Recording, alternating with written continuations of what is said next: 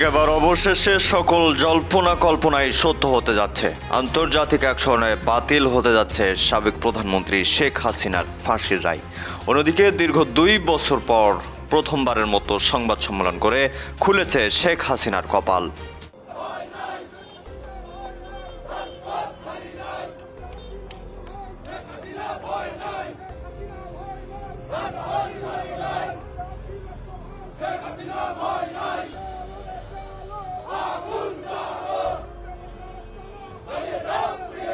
দর্শক, এতক্ষণ দেখছিলেন সংবাদের শিরোনাম, এবার আপনাদের বিস্তারিত জানিয়ে দিই। দর্শক, মাঠে লক্ষ লক্ষ আওয়ামী লীগ নেতার মিছিল আপনারা দেখেছেন। এটা কি এমনিতে, নাকি এর পিছনে বড় কোনো আন্তর্জাতিক মানের নেতাকর্মীর হাত আছে? দর্শক, এত পরিমাণ মিছিলে লোক আপনারা আওয়ামী লীগের সময়ও দেখেছেন কিনা জানি না। হঠাৎ করে শেখ হাসিনা দিল্লি থেকে যেই সংবাদ সম্মেলন করলেন 2 বছর পরে, তারপরেই এই অবস্থা। বাংলাদেশের রাজপথ রীতিমতো আওয়ামী লীগের দখলে। দর্শক, এরই মধ্যে সকল আলোচনা সমালোচনা, জল্পনা কল্পনা, ভাবনা চিন্তা যেটাই বলেন, যে বলেছিলেন অনেকেই যে শেখ হাসিনাকে ফাঁসি দেওয়া সম্ভব, ঠিক তাদের কথাই হয়তো আবার সত্যি হতে যাচ্ছে। আমরা একটা বিশ্বস্ত সূত্র থেকে নিউজ পেয়েছি যে শেখ হাসিনাকে আন্তর্জাতিকভাবে তাকে দায় মুক্তি দেওয়া হচ্ছে। দর্শক, কথা বাড়াবো না, এ বিষয়ে আমরা যে এই নিউজটা আপনাদের সামনে বলবেন, খুবই জ্ঞানী একজন মানুষ, খুবই বিশ্বাসযোগ্য একজন মানুষ, তার মুখ থেকে আমরা একটু শুনবো যে শেখ হাসিনার ফাঁসির রায় বাতিলের বিষয়ে আন্তর্জাতিক দেশগুলো কী সিদ্ধান্ত নিয়েছে। এরই মধ্যে আপনারা জানেন যে ডিসেম্বরে তাকে বাংলাদেশে যে কোনো মূল্যে ভারত পাঠাবে এবং সেও আসবে, কিন্তু তার আগে শেখ হাসিনাকে ফাঁসির রায় কাটাতে হবে। আর হ্যাঁ, সেটাই হতে যাচ্ছে, ফাঁসির রায় কাটতে যাচ্ছে। তবে কিভাবে কি হতে যাচ্ছে আপনারা একটু বিস্তারিত জানতে পারবেন, চলুন আমরা দেখে আসি।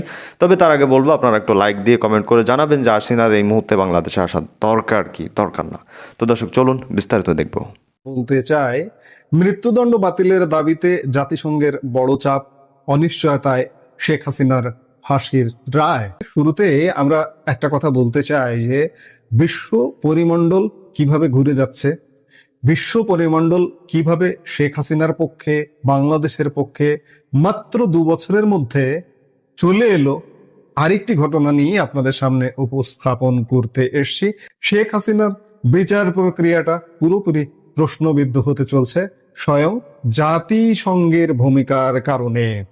শেখ হাসিনা এবং তার সরকারের গুরুত্বপূর্ণ মন্ত্রীদের বিরুদ্ধে আন্তর্জাতিক অপরাধ ট্রাইব্যুনালে যে ফাঁসির আদেশ ও বিচার প্রক্রিয়া চলছে, তাকে চরম আইনি সংকটে পড়তে যাচ্ছে। জাতিসংঘ কেন বাংলাদেশ সরকারকে তথ্য ও সাক্ষীদের নাম দিতে সরাসরি অস্বীকার করলো? তবে কি অন্তর্বর্তীকালীন সরকারের ধারাবাহিকতায় বিএনপি সরকার এক বিরাট আইনি ফাঁদে জড়িয়ে পড়লো? বাংলাদেশের রাজনীতিতে চরম উত্তাপ ছড়ানো এই স্পর্শকাতর বিষয়ের পুঙ্খানুপুঙ্খ বিশ্লেষণ নিয়ে এই মুহূর্তেই আপনাদের সামনে কথা বলতে চাই। দর্শক, বাংলাদেশের রাজনীতি ও বিচারাঙ্গনে এক নজিরবিহীন আইনি ও কৌশলগত সংকট তৈরি হয়েছে। জাতিসংঘের মানবাধিকার কাউন্সিলের একটি নীতিগত সিদ্ধান্তের কারণে আন্তর্জাতিক অপরাধ ট্রাইব্যুনালে চলমান মানবতা বিরোধী অপরাধের মামলাগুলো এখন মারাত্মক আইনি প্রশ্নের মুখে দাঁড়িয়েছে। ঘটনার সূচনা কাল বৃহস্পতিবার একটি বিশেষ শুনানির মাধ্যমে আন্তর্জাতিক অপরাধ ট্রাইব্যুনালের প্রসিকিউটর গাজী মনোয়ার হোসেন তামিম এক চাঞ্চল্যকর তথ্যে জানান, বাংলাদেশের শাস্তি হিসেবে মৃত্যুদণ্ড বা ক্যাপিটাল পানিশমেন্টের বিধান বহাল থাকায় জাতিসংঘ তাদের তদন্ত রিপোর্টে উল্লেখিত কোনো সাক্ষীর পরিচয় বাংলাদেশকে দিতে রাজি হয়নি। দেখুন, এই যে বিচার প্রক্রিয়ার ভিত্তি দাঁড় করিয়েছিল তথাকথিত জামাতের আন্তর্জাতিক অপরাধ ট্রাইব্যুনাল চিফ প্রসিকিউটর তাজুলের নেতৃত্বে, যে জাতিসংঘের যে মানবাধিকার হাই কমিশনের যে রিপোর্টটা ছিল, সেখানে 1400 মানুষের মৃত্যুর কথা বলা হয়েছিল, সেটি যে ভুয়া রিপোর্ট ছিল, সেটি যে ফরমাইশি রিপোর্ট ছিল, আজকে আরেকবার সেটি বেরিয়ে আসছে। জাতিসংঘ তো আসলে নামগুলো দিতে পারবে না, ধরে ধরে 1400 মানুষকে হত্যার নাম দিতে পারবে না।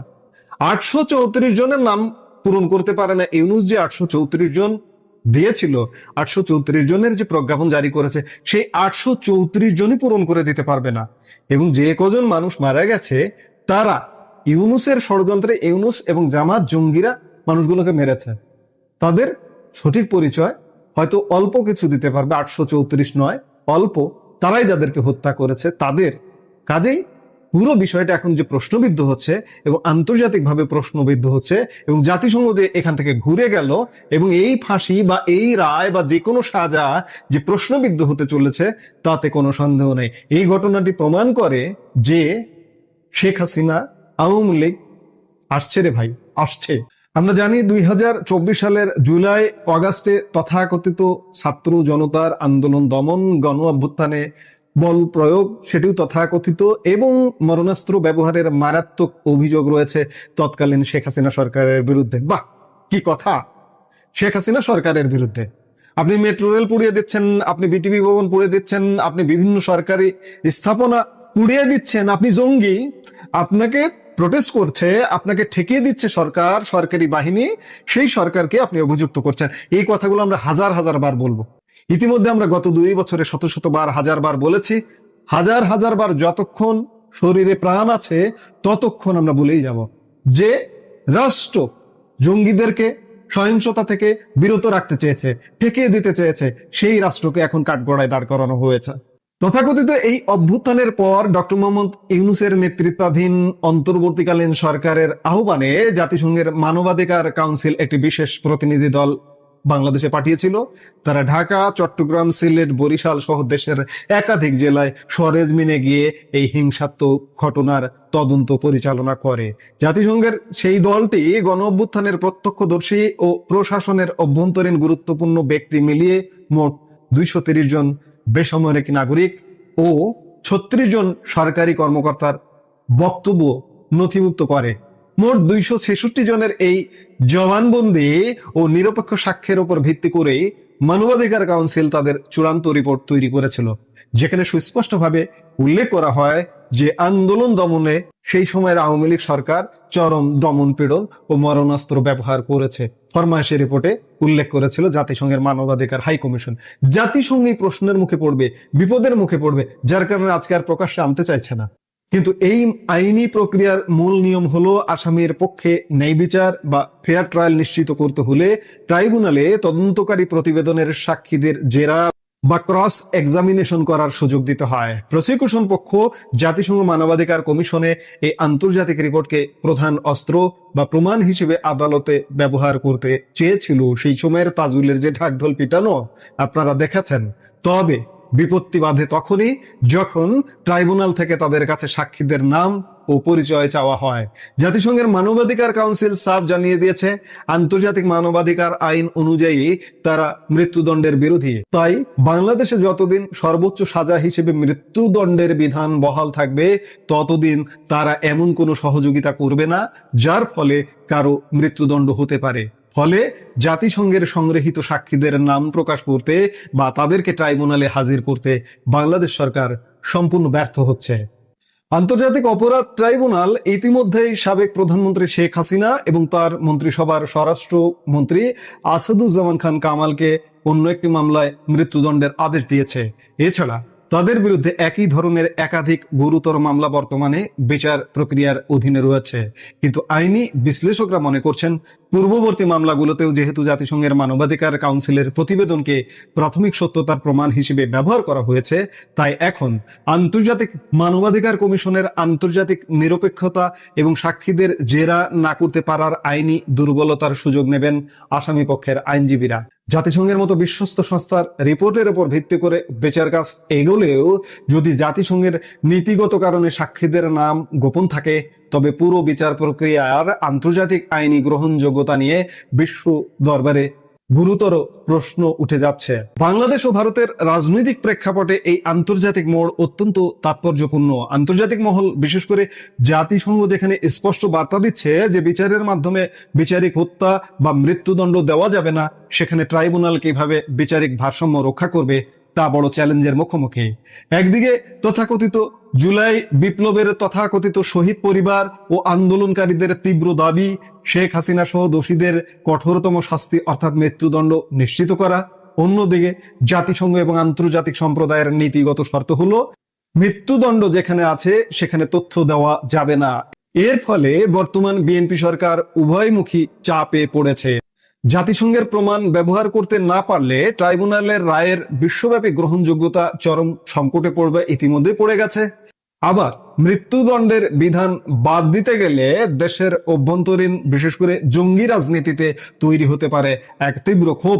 সব মিলিয়ে জাতিসংঘের এই অবস্থান শেখ হাসিনা এবং তার দলের শীর্ষ নেতাদের বিরুদ্ধে চলমান বিচার প্রক্রিয়াকে এক বড় আইনি বেড়াজালে বন্দী করে ফেললো। বাংলাদেশ সরকার কি এখন তাদের আইনে সংশোধন এনে মৃত্যুদণ্ডের বিধান শিথিল করবে, নাকি জাতিসংঘের এই প্রমাণ ছাড়াই বিকল্প আইনি পথে হেঁটে বিচার পরিচালনা করবে? এটাই এখন বাংলাদেশ ও দক্ষিণ এশিয়ার ভূ রাজনীতির সবচেয়ে বড় আলোচনার বিষয়। এই মুহূর্তের ভিডিও থেকে বিদায় নিতে চাইছি। দেখা হবে পরবর্তী ভিডিওতে। সে পর্যন্ত ভালো থাকুন, সুস্থ থাকুন। আমাদের ভিডিওগুলো নিয়মিত পেতে সাবস্ক্রাইব করুন সাজ্জাদ কাদির ইউটিউব চ্যানেল এবং লাইক, কমেন্ট, শেয়ার করে সাথে। বাংলাদেশে জোর জল্পনা চলছে শেখ হাসিনা দেশে ফিরবেন পশ্চিমা কূটনীতিকদের প্রত্যক্ষ নজরদারিতে। একরকম বলতে গেলে তারেক রহমান সরকারের মনে কোনো অসৎ উদ্দেশ্য যদি থাকেও, শেখ হাসিনা দেশে ফেরার পর তাকে নিয়ে কি করা হবে সেই বিষয়ে তো সেরকম কোনো অসৎ উদ্দেশ্য থাকলেও তার করার কিছু নেই। একই রকম আরেকটি জোর জল্পনা 2027 অক্টোবরের মধ্যে নতুন করে নির্বাচন হবে আওয়ামী লীগকে নিয়ে। সেই নির্বাচনে আওয়ামী লীগ ক্ষমতায় আসুক, এটাই চায় এখন আমেরিকা সহ সমগ্র পশ্চিম দুনিয়া, এমনকি রাশিয়াও এটাই চাইছে। আর ভারত যে শেখ হাসিনাকে চায় এটা তো বলাই বাহুল্য। গত 5 আগস্ট দিল্লিতে প্রেস কনফারেন্সে শেখ হাসিনাকে রীতিমতো উৎফুল্ল দেখাচ্ছিল এই কারণেই।